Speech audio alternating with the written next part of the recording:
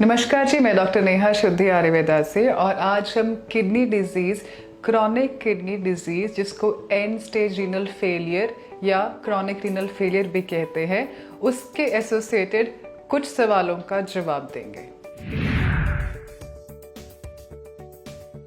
Creatinine या creatinine basically हमारे body का एक वेस्ट प्रोडक्ट है। अक्सर किडनी के मरीज ये सोचते हैं कि क्रेटिनिन की प्रोडक्शन किडनी में होती है, जो कि गलत है। क्रेटिनिन आपके शरीर के मसल में बनता है। क्रेटिन एक ऐसा सब्सटेंस है जो आपकी बॉडी के मसल्स को एनर्जी देता है मेटाबॉलिक एक्टिविटीज़ के लिए और आपके डे टू डे मसल के वर्कअप के लिए। इसीलिए जब भी हम एक्सेसिव वर्कआउट करते हैं या जब आपकी बॉडी में कोई भी एक्सेसिव प्रेशर या एक्सर्शन होता है तो आपके ब्लड में क्रेटिनिन की मात्रा बढ़ जाती है। यही बढ़ा हुआ क्रेटिनिन आपके शरीर में वेस्ट प्रोडक्ट की तरह एक्ट करता है अगर एक सर्टेन अमाउंट से ज़्यादा हो जाए, और इसी को बाहर निकालने का काम करती है आपकी किडनी।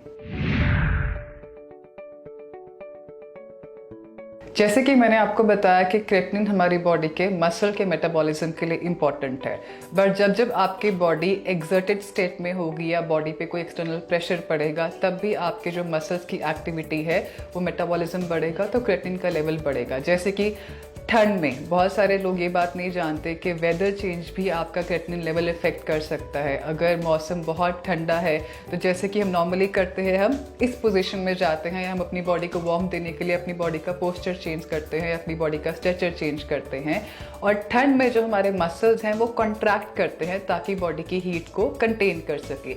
मसल्स का ये कॉन्ट्रैक्शन का मूवमेंट या मसल्स का हीट को प्रिजर्व करने का मूवमेंट भी जो है उनका मेटाबॉलिज्म बढ़ाता है, और अल्टीमेटली इंक्रीज्ड मसल मेटाबॉलिज्म आपकी बॉडी में क्रेटिनिन की मात्रा को बढ़ाता है, जो डायरेक्ट आपके ब्लड में रिफ्लेक्ट होता है।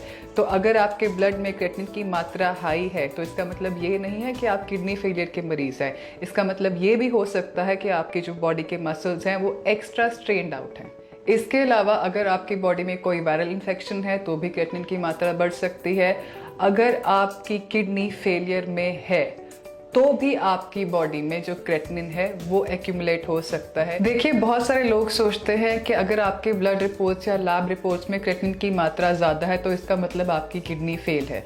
मैं आपको बताना चाहूँगी कि अगर आपको बहुत लंबे समय से कोई वायरल इन्फेक्शन है तो भी आपकी ब्लड रिपोर्ट्स में क्रेटिनिन की मात्रा बढ़ी होगी। एक छोटा सा एग्जाम्पल और दूंगी। अगर आप बॉडी बिल्डिंग कर रहे हैं या आप स्ट्रेनस मस्कुलर एक्टिविटी करते हैं, जैसे कि बहुत यंगस्टर्स आजकल कर ही रहे हैं, जिम लगाते हैं या बहुत ज़्यादा मसल एक्टिविटी के लिए वर्कआउट्स करते हैं बॉडी को बफ अप करने के लिए, तो उन लोगों में भी अगर आप लैब रिपोर्ट्स कराएंगे और उनके लैब रिपोर्ट्स चेक करेंगे तो क्रेटिनिन की मात्रा हाई ही होगी।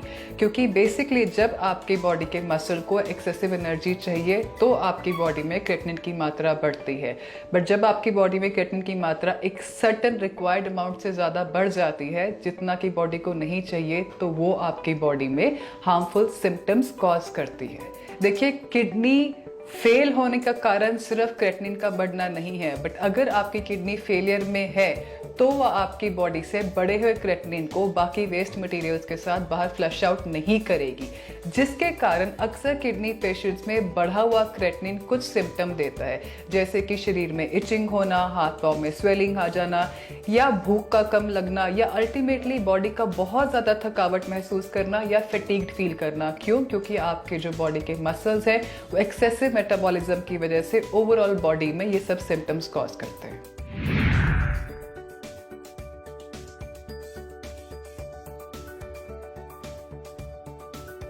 अगर आप किडनी के पेशेंट हैं, सबसे पहले ये जानना बहुत ज़रूरी है कि किडनी की बीमारी दरअसल होती क्यों है और इसके ट्रीटमेंट में क्रेटिनिन की कितनी इंपॉर्टेंस है या आपकी किडनी के फेलियर में क्रेटिनिन की कितनी इंपॉर्टेंस है।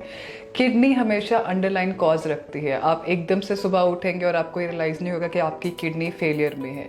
Chronic kidney disease is a long term process. इसमें बहुत सारे अंडरलाइन कॉजेज होते हैं और क्रेटिनिन एक सिम्टोमेटिक कॉज बनता है अगर आपकी बॉडी में वो एक्यूमुलेट होता है। आपकी बॉडी में क्रेटिनिन की मात्रा एक सर्टेन अमाउंट से ज़्यादा बढ़ जाती है तो किडनी वाले पेशेंट्स में वो प्रॉब्लम क्रिएट कर सकती है। इसीलिए छोटे छोटे डाइट एंड लाइफस्टाइल चेंजेस करके आप अपनी बॉडी में बढ़ते हुए क्रेटिनिन को कंट्रोल कर सकते हैं। नंबर 1, डाइट में आप एक्सेसिव प्रोटीन को अवॉइड कीजिए।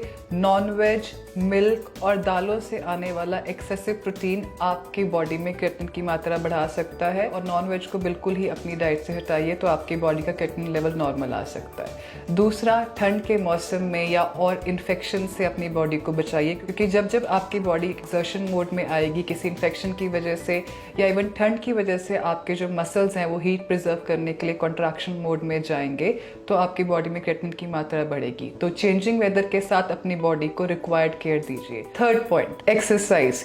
किडनी पेशेंट्स के लिए या उन लोगों के लिए जिनके शरीर में क्रिएटिनिन की मात्रा हाई है, स्ट्रेनस एक्टिविटी करना बुरा हो सकता है। ऐसे पेशेंट्स के लिए प्रेफरेबल है कि वो स्ट्रॉन्ग मस्कुलर बिल्डअप की एक्सरसाइजेज या वेट लिफ्टिंग एक्सरसाइज या ज़्यादा रनिंग जॉगिंग अवॉइड करके ब्रिस्क वॉक को प्रेफर करें, योगा को प्रेफर करें। योगा में भी ब्रीदिंग एक्सरसाइज जैसे कि नाड़ी शुद्धि, लोम विलोम को प्रेफर किया जाए, क्योंकि ये एक्सरसाइजेज आपके ब्लड के अंदर ऑक्सीजन की मात्रा बढ़ाते हैं और ऑक्सीजन आपके वेस्ट प्रोडक्ट्स को ऑक्सीडाइज करके बॉडी को वेस्ट फ्री करने में हेल्प करती है। ऐसे ही छोटी छोटी बातें हमें हेल्प कर सकती हैं अपने डिजीज को बेटर समझने में और अपनी बीमारी की जड़ को पहचानने में। किडनी फेलियर जैसी बीमारी बहुत सारे अंडरलाइन कॉजेस रखती है, जैसे बीपी, शुगर, स्टोन्स का होना, नेफ्रोटिक सिंड्रोम, आईजी नेफ्रोपैथी। आप उन अंडरलाइन कॉजेज के ट्रीटमेंट के साथ साथ अगर इन छोटी छोटी बातों का ख्याल रखेंगे तो ऑटोमेटिकली जो आपकी किडनी है वो फास्ट रिवाइवल की तरफ जाएंगी। आज ऐसे ही एक पेशेंट का केस हम आपको दिखाना चाहेंगे। हिम्स हॉस्पिटल डेराबस्सी चंडीगढ़ में रिसर्च किए गए थेरेपीज के साथ ऐसी छोटी छोटी बातों को ध्यान रख के पेशेंट का ट्रीटमेंट प्लान किया जाता है और किडनी के पेशेंट्स को रिवाइवल की तरफ ले जाया जाता है। आइए ऐसे ही एक पेशेंट का केस आज हम आपको दिखाते हैं। मैं आया ओमान से। ये वीडियो फेसबुक में यूट्यूब में चलता था, उसको देख के मेरा स्टार्टिंग 10 तारीख को डॉक्टर बोला कि आपको किडनी डैमेज या पानी उसमें जम गया है तो आपको डायलिसिस लेना पड़ेगा।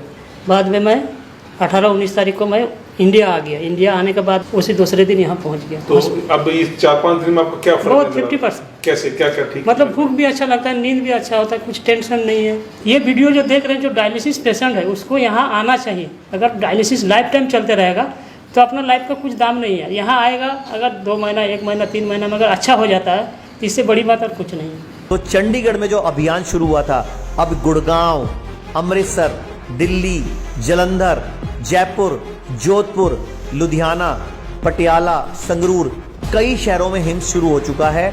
हिम्स की ब्रांचेस शुरू हो चुकी हैं। अब हमें सिर्फ आपकी मदद चाहिए। भाई राजीव दीक्षित की याद में ये हिम्स शुरू हुआ था। भाई राजीव दीक्षित चाहते थे पूरे विश्व में आयुर्वेद का डंका बचे, आयुर्वेद की वजह से भारत विश्व गुरु बने। हमें आपकी मदद चाहिए।